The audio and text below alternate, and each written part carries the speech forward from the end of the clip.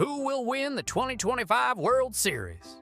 It's officially the only question that matters, because 3 of your 4 wild card matchups are going to a winner-take-all Game 3 today, making every previous analysis completely worthless. The entire baseball world is holding its breath for 3 elimination games, a level of tension not seen since a Dodgers bullpen outing. Let's break down the survivors and the teams on life support, the teams who are just too weird to die. The National League survivors, the NL is already a disaster zone, but one team has advanced. The Los Angeles Dodgers, NLDS bound. Strength. They swept the Reds. They hit like billionaires buying a yacht. And now, thanks to some early relief, they get to rest their starters, who are all currently arguing over whose $30 million contract is more undervalued. Weakness. Their bullpen is still a shaky Jenga tower built on a fault line. The broadcast crew has started calling the Dodgers closer the escape artist because every save feels like a near-death experience. The NL's other game is literally going down to the wire. Chicago Cubs vs. San Diego Padres. This is the battle of the existential crises. The Cubs have the ghost of 100 years of bad luck. The Padres have spent $1 billion and are still fighting for their lives against a team with a haunted stadium.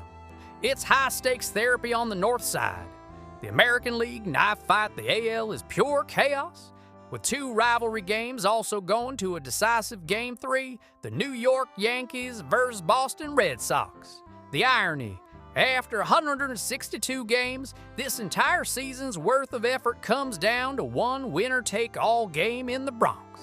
If the Yankees win, they prove their power. If the Red Sox win, they get to spend the entire offseason sending one passive-aggressive text message to New York. How's Aaron Judge doing? The truth, the team that wins will be the one whose bullpen walks the fewest batters, which, for these 2 teams, is like asking a lion not to chew. The Cleveland Guardians versus Detroit Tigers.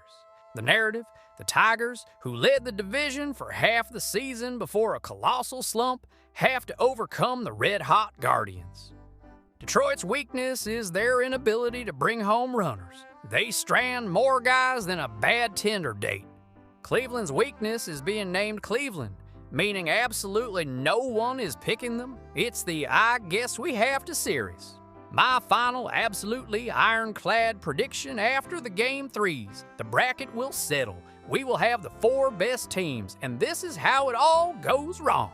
ALCS. The Mariners, with their deep, cool pitching, will defeat the winner of the Yankees-Red Sox game, but only after a marathon 7-game series where the last home run is hit by a utility guy you've never heard of. NLCS. The Philadelphia Phillies will beat the Dodgers. The final out will be recorded when the Dodgers catcher tries to challenge a strike call by showing a picture of his World Series ring to the umpire. It fails. The crowd goes nuclear.